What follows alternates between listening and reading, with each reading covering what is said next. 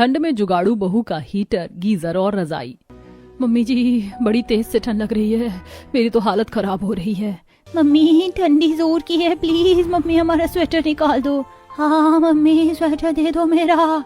बहू मेरी भी शॉल निकाल देना, बहुत जोरों की ठंड लग रही है। जी माँ, मैं अभी ठंड के कपड़े निकाल देती हूँ, आज कुछ ज्यादा ही ठंड बढ़ गई अचानक से। अब दिन ब दिन ठंड बढ़ेगी ही। जिसके बाद गायत्री पुराने बक्से को खोलकर सभी के कपड़े ढूंढने लगती है। हाय रे मोरी अम्मा, रे नास पीटा चूहा, सारे ऊनी कपड़े कुतर गया। क्या हुआ भाभी? देखो ना ननद जी, हमारे सारे ऊनी कपड़े चूहे ने कुतर दिया। अब हम ठंड में कैसे गुजारा करेंगे? ये तो बहुत बुरा हुआ। अब हमारी ठंडी तो और मुश्किल से गुजरेगी। घर के सभी लोग परेशान हो जाते हैं। गणेश जी का परिवार काफी गरीब था। प्रणीत कबाड़ी का काम करता था। प्रणीत गांव भर का कबाड़ बटोर कर कबाड़ी के यहाँ जाकर बेचता था, जिससे उसका घर चलता था। वहीं ठंड का मौसम होने के कारण अब दिन ब दिन ठंड बढ़ती जा रही थी। पहले गरीब घर वालों की रजाई पुरानी होने के कारण फटकर खराब हो जाती थी और अब चूहों ने उनके ठंड के कपड़ों को भी कुतर दिया था। बच्चों आओ, मैं तुम सबको डबल ट्रिपल कपड़े पहना देती हूँ, इसमें ठंड कम लगेगी। जिसके बाद गायत्री दोनों बच्चों को कपड़ों के ऊपर कपड़े पहना देती है ताकि थोड़ा आराम मिल सके। जिसके बाद वो लकड़ियों से आग जलाती है ताकि सभी ठंड में आग से थोड़ी राहत पा सके। जब तक गायत्री चूल्हे पर खाना बनाती है तब तक सभी आग के सामने बैठकर अपने हाथ पैर सेकते हैं। ऐसे कुछ समय बीत जाता है और दिन ब दिन ठंड बढ़ते ही जा रही थी। एक रात, बहू बहुत जोरों की ठंड लग रही है, कुछ कर बहू, वरना मुझे तो लगता है मैं ठंड से मर ना जाऊं। दैया रे, बहुत तेज ठंडी है। हाँ माँ, बहुत ठंडी है। गायत्री दोनों बच्चों को सीने से लगा लेती है। बेटा चिंता ना करो, जल्दी ही ये ठंड चली जाएगी। माँ जी आप परेशान मत होइए, मैं कुछ तो जुगाड़ करती हूँ। घर की छत और खिड़की दरवाजे भी पुराने होने के कारण हल्के टूटे थे, जिससे बाहर से हवा अंदर आ रही थी। वहीं गायत्री घर की खिड़कियों पर पुराने फटे कपड़े डालकर हवा को रोकने की कोशिश करती है, लेकिन उसका कोई फायदा नहीं होता। जिसके बाद वो आग जलाकर रख देती है, जिससे सांस को थोड़ी गर्माहट मिलती है।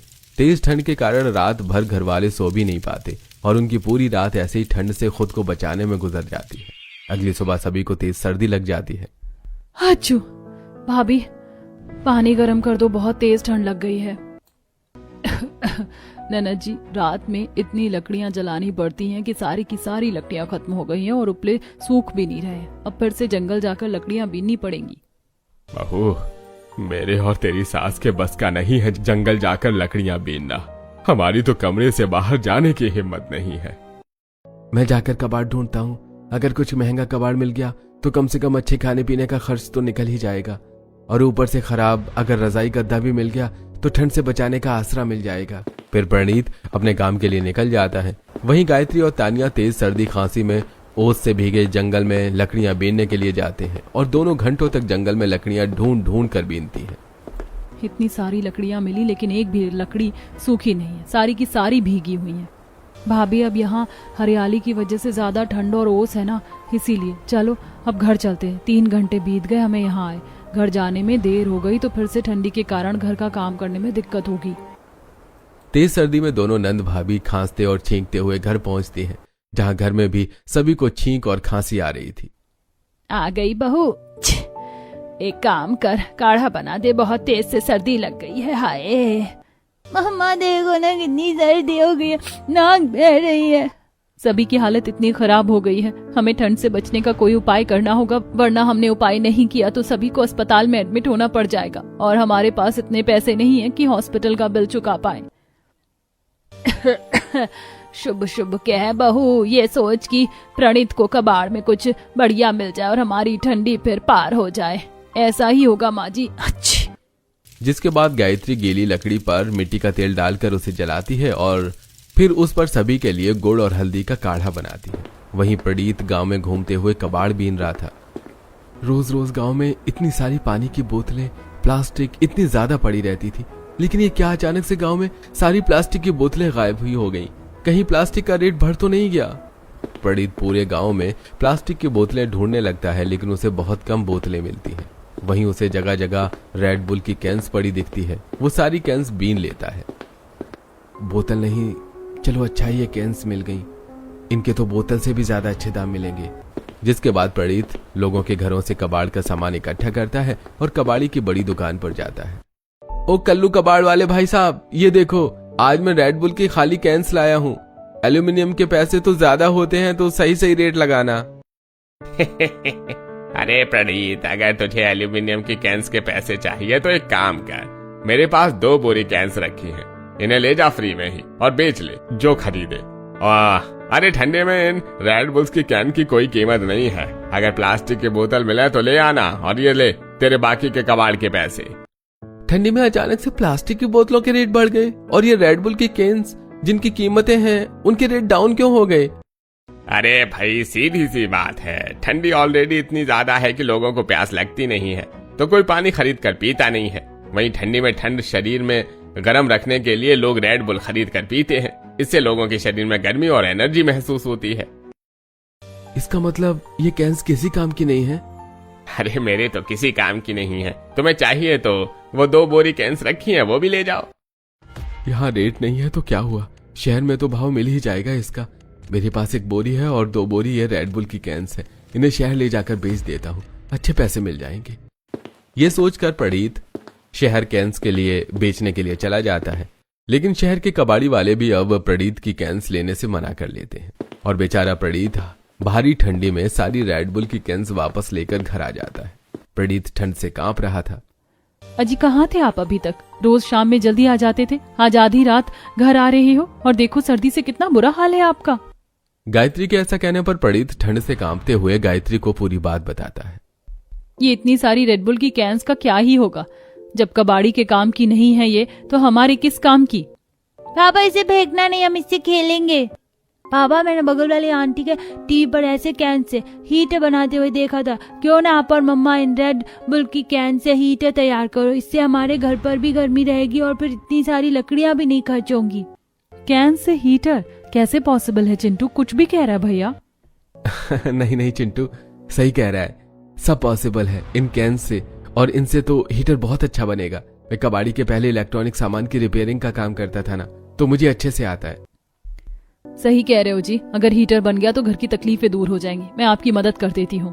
जिसके बाद गायत्री कैंस को एक में एक जोड़कर हीटर का आकार तैयार करती है और फिर प्रणीत कबाड़ से वायर लाकर हीटर में वायरिंग करता है, जिसके बाद हीटर बनकर तैयार हो जाता है। अरे वाह, ये तो बहुत ही ज्यादा सुंदर है। अरे इससे तो बहुत ही ज्यादा गर्माहट मिल रही है, अब बहुत ज्यादा देर तक लकड़ियां जलाने की जरूरत नहीं पड़ेगी, और अब तुझे जंगल में ज्यादा देर तक लकड़ियां बीनने की भी जरूरत नहीं है। क्यों भाग्यवान? हाँ जी, सही कह रहे हो। जब घर में ये रेड बुल की कैन से इतना बढ़िया हीटर बन गया तो बाहर जाकर लकड़ियां बीनने की क्या जरूरत है, हम तो हीटर से ही गर्मी ले लेंगे। हे भगवान, आप लोग तो मेरी महीने भर की कमाई बिजली के बिल में लौटाना चाह रही हो। आप लोगों को पता भी है इस महीने आप लोगों के ये रेड बुल कैंस के बने हीटर चलाने के कारण घर का बिल 5,000 रुपए आया है। 5,000 रुपए का लाइट बिल, ये सुनकर घर के सभी लोगों के होश उड़ जाते हैं। अरे इसीलिए मैं कहता था कि ज्यादा हीटर की गर्मी न लो। अब देखो कितना बिल आ गया है। कभी कभी ठंड बर्दाश्त भी करनी चाहिए, वरना यही हाल होता है। लेकिन दादाजी, अगर ये हीटर नहीं होगा तो हम तो ठंड से बीमार पड़ जाएंगे। हाँ दादाजी, पापा चिंटू भैया सही कह रहे हैं, यह हीटर अगर कम यूज करेंगे तो फिर से हालत खराब हो जाएगी। आप लोग चिंता मत करो, मैं कुछ जुगाड़ करती हूँ। हमारे पास अभी भी बहुत सारी रेड बुल की कैंस रखी हुई हैं, क्यों ना मैं इन कैन से तपने के लिए सिगड़ी बना दूं। वैसे भी हमारी पुरानी सिगड़ी खराब हो गई है, हम सिगड़ी में चूल्हे का बचा हुआ कोयला डालकर देर रात तक गर्माहट ले सकते हैं। हाँ बहू सही कह रही है, मैंने तो ये सोचा ही नहीं कि हम आराम से इन रेड बुल की कैन से सिगड़ी बनाकर कोयले की आग से गर्माहट ले सकते हैं। सिगड़ी बनाना भी इजी है माँ जी, मैं बना देती हूँ, ज्यादा समय नहीं लगेगा। इसके बाद गायत्री बोरे से रेड बुल की कैंस निकालकर एक के ऊपर एक रेड बुल की कैंस चिपटाकर उसका गोला बनाती है और एक बहुत ही मजबूत सिगड़ी तैयार करती है, जिसके ऊपर कोयला जलाकर लोग आराम से आग सेक सकते हैं। अरे मेरी बीवी मुझसे सीख रही है, देखो माँ पापा कितना बढ़िया सिगड़ी तैयार किया है गायत्री ने। ये तो बहुत ही ज्यादा मजबूत और सुंदर है, ऐसी सिगड़ी तो बाजार में भी नहीं मिलेगी बहू। अच्छा किया तूने ये बना दिया, अब हम हीटर बस रात में ही चलाएंगे और बाकी समय हम चूल्हे में बचे हुए कोयले की सिगड़ी पर रखकर जलाकर गर्माहट लेंगे। लाओ माँ, मैं इस सिगड़ी को जलाकर लाती हूँ। जिसके बाद तानिया सिगड़ी में कोयला रखकर उसे जलाती है और घर वाले मजे से गर्माहट लेते हैं।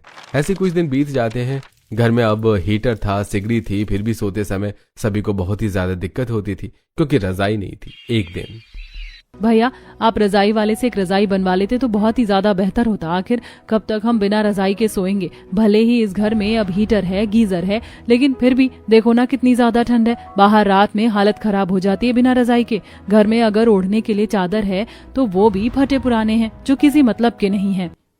उन्हें ओढ़ने से तो ठंड भी नहीं दूर होती, क्या ही मतलब होगा ऐसी चादर का। घर में रजाई न होने के कारण रात में कोई चैन से सो नहीं पाता था, जिस कारण अब घर के लोग काफी ज्यादा परेशान होते हैं। वहीं एक दिन जब बहू बाजार से आ रही होती है तो वो देखती है कि एक परिवार मैदान में बड़ी सी पाइप के अंदर रहकर गुजारा कर रहा है और वहां इस पाइप में उन्हें ठंड से राहत मिल रही है। सोचने वाली बात है, हमारे पास घर है फिर भी हमें ठंड लगती है और यहाँ इस पाइप में ये पूरा परिवार रह रहा है, सो रहा है, इन्हें ठंड भी नहीं लग रही। गायत्री यही सब सोच रही होती है कि तभी उसे एक आइडिया आता है और घर जाकर वो बोरे में रखी रेड बुल्स की बॉटल्स निकाल कर उन्हें जोड़ जोड़ कर कुछ बनाने लगती है। बहू ये क्या बना रही है? ये तो कुछ अलग ही लग रहा है। बहू बाहर से आई है ना, कुछ बोली है ना कुछ, और अचानक से बस कुछ बनाने में लग गई। अब कौन सा जुगाड़ ढूंढ कर लाई है बहू? हमें भी तो बता, मैं भी तो जानूं मेरी बहू क्या कर रही है। माँ जी मैं आप लोगों के लिए रजाई बना रही हूँ जिससे आप लोगों को ठंड नहीं लगेगी और हम सभी उसमें घुसकर आराम से सो सकते हैं। तुम्हारा दिमाग खराब है? रजाई बना रही हो, ये भी रेड बुल की कैन से? अरे मेरी अर्धांगिनी जी, मुझे जिंदा रहना है। हम इस रेड बुल की कैन से बनी रजाई कैसे ओढ़ेंगे भला बताओ तो। अच्छा बताओ, रजाई किस काम आती है? ठंड में गर्माहट देने के?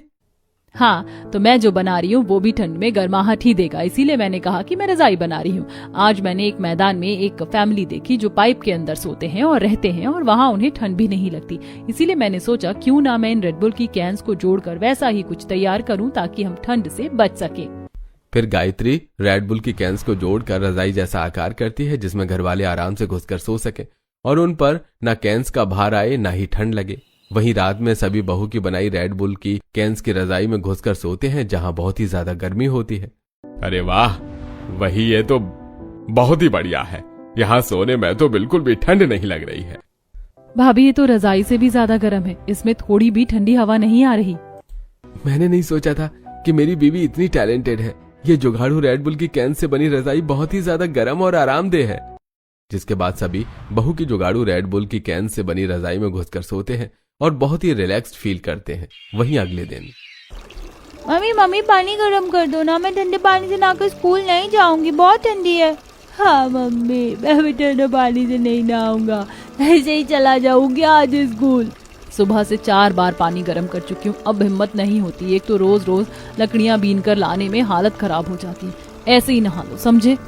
बच्चे रोने लगते हैं और ठंडे पानी से नहाने के लिए मना कर देते हैं। और वैसे भी इतनी ठंड में ठंडे पानी से नहाना जान जोखिम में डालने के बराबर था। गायत्री बच्चों को नहाने के लिए समझा रही थी कि तभी गायत्री के पड़ोसन पालोमी वहां आती है।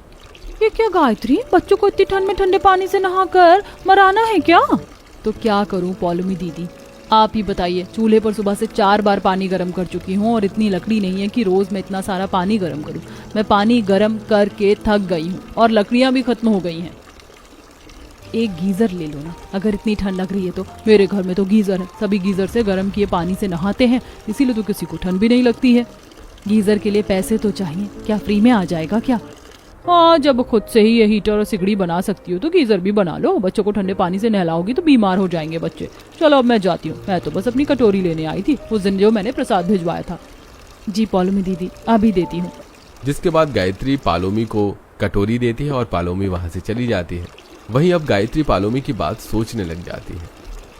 सही है, अगर मैं गीजर बना लूंगी तो दिन रात ये पानी गर्म करने का झंझट ही खत्म हो जाएगा। और रही बात गीजर के अंदर की वायरिंग की, तो वो तो पतिदेव कर ही देंगे। इसके बाद गायत्री रेड बुल की कैंस को काट कर उसे जोड़कर उसे गीजर बनाती है और प्रणीत उसमें वायरिंग करता है। गायत्री का बनाया हुआ गीजर बहुत ही ज्यादा ड्यूरेबल होता है। गायत्री जैसे गीजर का बटन चालू करती है, नल से गरम गरम पानी निकलने लगता है। अरे वाह भाभी, इस नल से तो एकदम गर्म पानी निकल रहा है। अब हम आराम से गर्म पानी से नहा सकते हैं। आपने तो कमाल कर दिया। ये गीजर बनाकर कोई सोच भी नहीं सकता एक मामूली से रेड बुल की कैन से कोई इतने जुगाड़ू सामान बनाकर ठंडी से खुद को बचा सकता है। हाँ तानिया, बिल्कुल सही कहा बेटा तूने। अब तो ढेर सारी लकड़ियाँ भी खर्च करने की जरूरत नहीं है।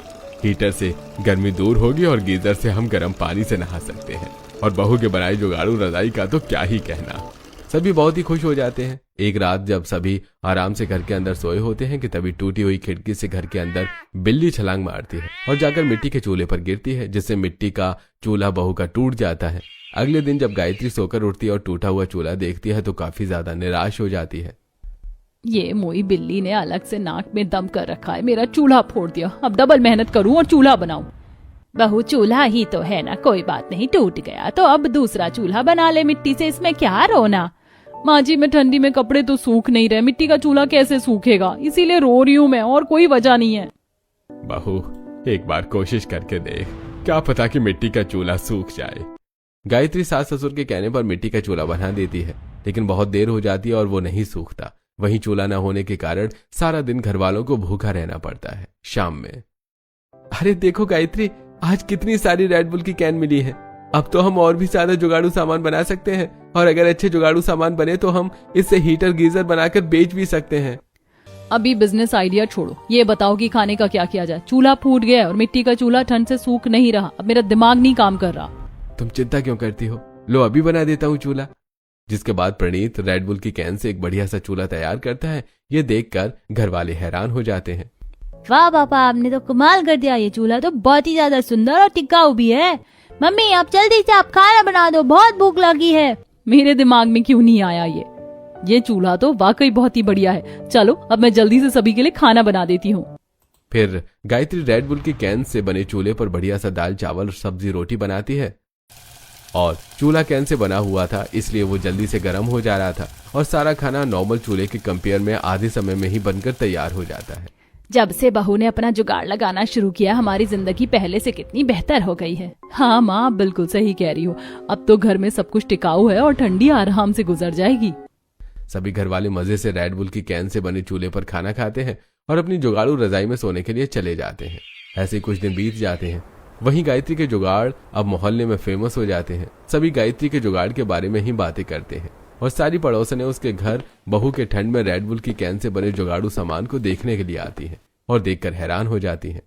अरे वाह, ये गरीब का घर आलीशान जुगाड़ सामान से भरा पड़ा है। हमने नहीं सोचा था गायत्री इतनी टैलेंटेड है। तुम्हारे यहाँ तो गीजर, हीटर, रजाई, कैन से बना चूल्हा सब है। ये सब जुगाड़ू सामान कितना टिकाऊ और सुंदर है। लेकिन क्या फायदा इतने टैलेंटेड होने का जब इन लोगों को घर संभालने का तरीका ही ना पता हो। कबाड़ वाले घर का है ना, इसीलिए कबाड़ की तरह फैला हुआ है। बिल्कुल सही कह रही हो बहन, हम तो यहाँ गायत्री के जुगाड़ सामान देखने आए थे। जुगाड़ सामान तो बहुत बढ़िया, लेकिन घर का हाल वही बेहाल है। अरे बहू, इतनी जुगाड़ू है तो अपने घर को भी थोड़ा समेट ले, ताकि आइंदा कोई बोल ना सके कि ये कबाड़ी का घर है। चलो बहनों, यहाँ तो बैठने का भी मन ना करे, कितना सारा सामान फैला हुआ है।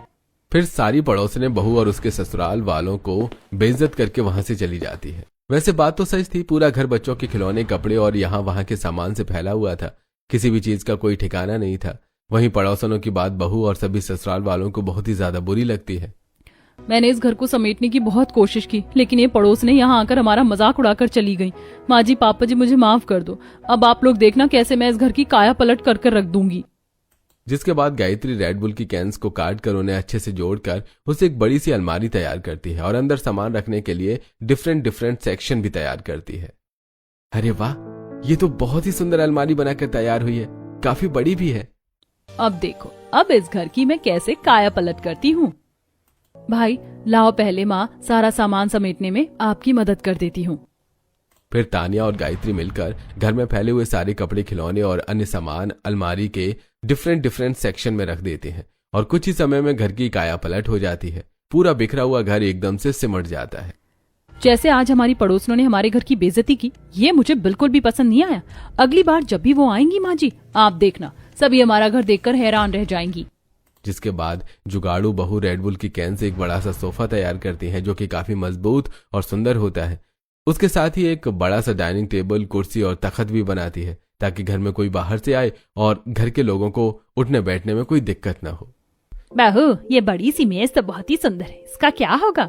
माँ जी, इस मेज को डाइनिंग टेबल कहते हैं। जमीन पर बैठकर खाना खाने में ठंड लगती है ना, इसीलिए मैंने ये मेज बनाई है ताकि हम आराम से इस पर बैठकर खाना खा सकें।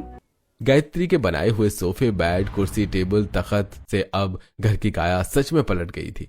अब गायत्री का ससुराल काफी मॉडर्न लग रहा था। तभी बाहर से एक पड़ोसन की आवाज आती है। बहू, घर के अंदर की काया बाद में पलटना, पहले टूटी हुई खिड़की और दरवाजों को ठीक कर ले। आई बड़ी जुगाड़ू बहू बनने। अरे अपने मुंह की खुली खिड़की बंद कर लो बहन जी, पहले बाद में मेरी बहू को सुनाना, समझी? आई बड़ी जब देखो तब बस ताने देने को कह दो। सुभद्रा जी की बात सुनकर कंगना का मुंह एकदम से बंद हो जाता है। वहीं गायत्री बहू अब अपने अगले जुगाड़ में लग जाती है। गायत्री रेड बुल की कैन से ही दरवाजे और खिड़की तैयार करती है और घर के टूटे हुए दरवाजे और खिड़की से उसे बदल देती है, जिससे अब घर से बाहर से आने वाली ठंडी हवाएं भी बंद हो जाती हैं। ऐसे ही दिन बीतते हैं और प्रणीत का कबाड़ का काम भी कुछ अच्छा नहीं चल रहा था। अब मैं परेशान हो गया हूँ ये रोज रोज की कबाड़ी की जिंदगी से। एक तो ढंग का पैसा नहीं मिलता कबाड़ में और इज्जत नहीं है सो अलग। अजी अब कबाड़ी का काम करने की जरूरत नहीं है, अब हम खुद के लिए इतना कुछ कर सकते हैं। तो मैं सोच रही हूँ क्यों ना इस ठंडी में हम ऐसे ही रेड बुल की कैन से बढ़िया बढ़िया सामान बनाकर बेचे जो लोगों के काम में आए। सही कह रही है बहू, ऐसे न जाने कितने गरीब हैं जो हमारी ही तरह ठंड से परेशान हैं। अगर तेरे पास इतने जुगाड़ न होते तो आज हम भी ठंड से मर गए होते।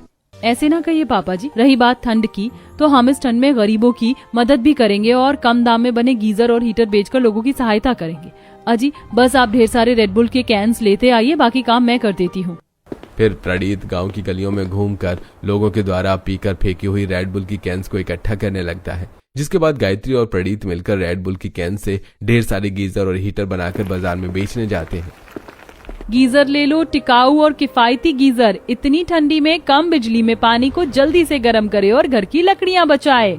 एकदम किफायती रेट का गीजर और हीटर ले जाइए, सस्ता और अच्छा, कम पैसों में ठंडी से बचें। दोनों पति पत्नी बाजार में अपने टिकाऊ और गीजर और हीटर लेकर बेचना शुरू करते हैं। सस्ते, टिकाऊ और जुगाड़ू गीजर और हीटर देखकर बाजार में लोगों की लाइन लग जाती है, क्योंकि दुकानों में गीजर और हीटर महंगा होने के कारण लोग अफोर्ड नहीं कर पाते थे, जिस कारण गरीब लोग अब गायत्री और प्रणीत की दुकान पर गीजर और हीटर खरीदने के लिए लाइन लगा लेते हैं। अरे कितने का है भाई गीजर? केवल 1000 रुपए का भाई। अरे यह तो बहुत ही ज्यादा सस्ता है, दूसरी दुकानों में तो 5000 से नीचे का नहीं है। हाँ भाई, इसलिए तो हम आपकी तकलीफ दूर करने के लिए सस्ते और किफायती गीजर और हीटर लेकर आए हैं। ये देखो, हमारे पास कई प्रकार के भी हीटर हैं। एक व्यक्ति के लिए एक छोटा हीटर, 4 लोगों के लिए बड़ा हीटर और बड़े परिवार के लिए 2 जुड़वा हीटर। इससे पूरा घर गर्म रहता है और इतनी तेज ठंड में ये बराबर गर्मी देता है। अरे भैया जी, मेरे पड़ोसी ने आपके यहाँ से गीजर और हीटर लिया था, मुझे पानी गर्म करने की रॉड चाहिए, मिलेगी क्या? हाँ, जरूर मिलेगी। जिसके बाद प्रणीत रेड बुल की कैन से बनी हुई पानी गर्म करने की रॉड रमेश को देता है। गांव में सभी को बड़े ही किफायती दाम पर इलेक्ट्रिक और टिकाऊ सामान मिल रहे थे, इसलिए सभी बहुत ही ज्यादा खुश थे। वहीं गांव में एक यंग बिजनेसमैन था जिसकी शहर में दुकान थी। वो जब गायत्री और प्रणीत के ठंड में बनाए हुए जुगाड़ू सामान को देखता है तो उसे वो काफी पसंद आते हैं।